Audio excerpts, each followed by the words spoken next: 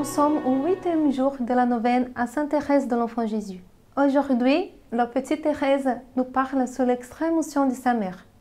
C'est ici, dans cette chambre, où Saint Zélie a passé sa plus grande souffrance.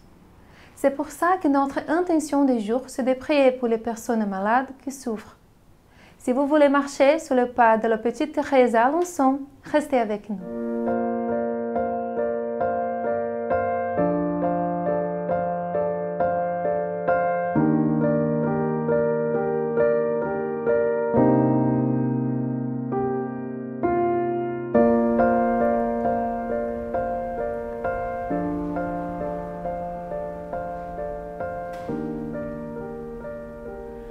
Le décès de Zélie, c'est le 8e jour de notre neuvaine que nous tournons nos regards vers ce jour douloureux pour la famille Martin.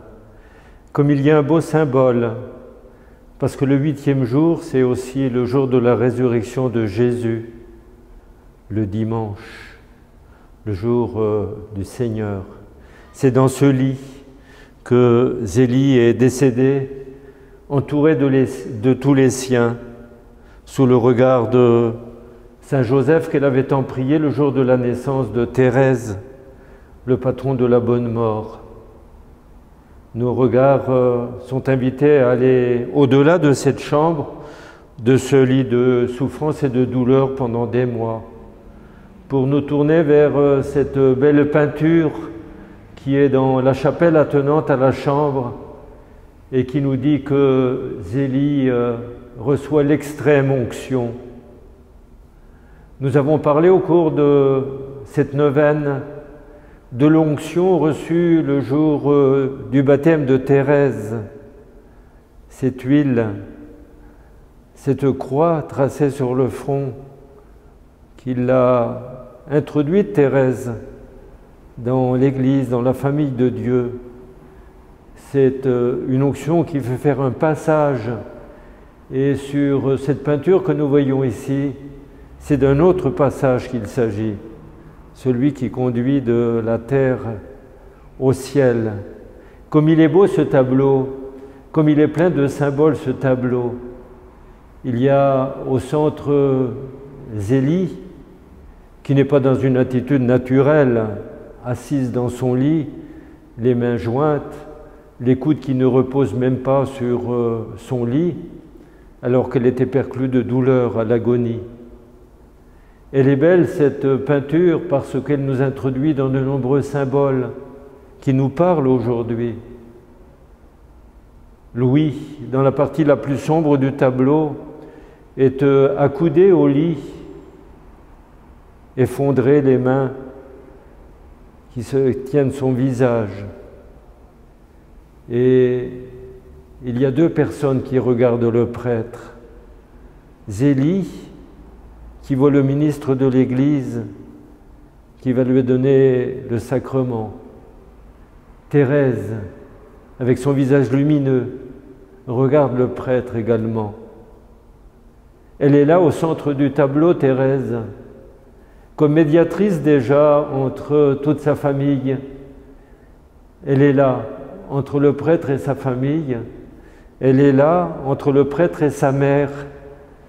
Elle intercède déjà, quelque part, sainte en devenir qu'elle est. Et puis, il y a le reste de la famille, les filles. Deux regardent leur mère, Marie et Léonie. Pauline est dans la même attitude que son père, le visage dans ses mains. Elle vit cet effondrement qu'est toute séparation, toute mort sur cette terre. Céline est dans cette position d'humilité, les bras ballants, mais les mains jointes, regardant le sol, dans cette humilité qui fait que l'on s'en remet totalement au Seigneur à l'occasion de cet ultime passage qui conduit de la terre au ciel. Cette peinture, elle nous dit toute l'espérance de la famille Martin. Elle nous dit tout le parcours de la famille Martin, le parcours dans la foi. notre regard il est invité à se retourner de nouveau vers cette chambre, pas dans cette chambre, mais entre cette chapelle, l'Église universelle du Christ, et cette Église domestique qui est la demeure de la famille. Nous voyons à nos pieds ici, dans un emmarchement symbolique, Dieu premier servi, amour et confiance. La scène que nous venons de décrire nous dit tout l'amour de la famille Martin pour Dieu et toute la confiance qui est mise en sa miséricorde. Puis, il y a cette porte symbolique qui nous dit ici, vie et mort se sont côtoyés. La famille Martin a appris à s'aimer et à s'abandonner à la providence. Au 8e jour de cette neuvaine, nous sommes vraiment invités à emprunter ce chemin, qui est un chemin qui nous fait voir un au-delà de la maladie, de la mort, de tout ce qui éprouve nos vies, un au-delà qui d'au-delà en au-delà nous conduit jusqu'à l'au-delà, qui est la patrie céleste, comme dit si bien Thérèse.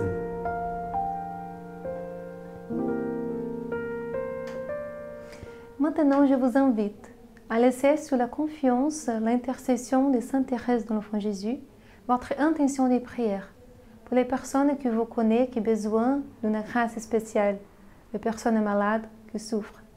Maintenant, je vous invite à prier avec moi.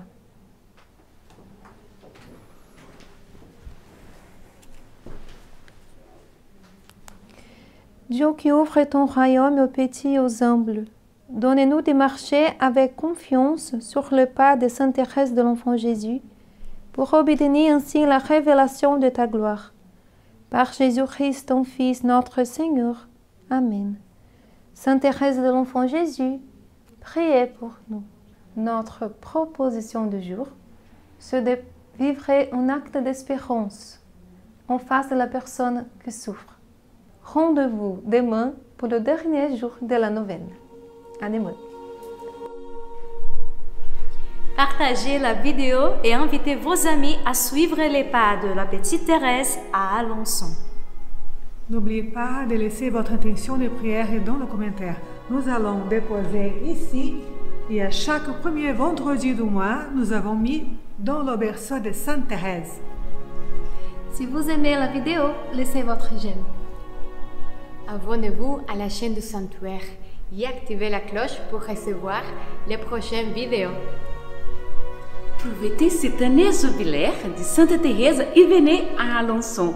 Nous vous attendons avec joie pour passer une journée ici de pèlerinage sur le pas de la petite Thérèse.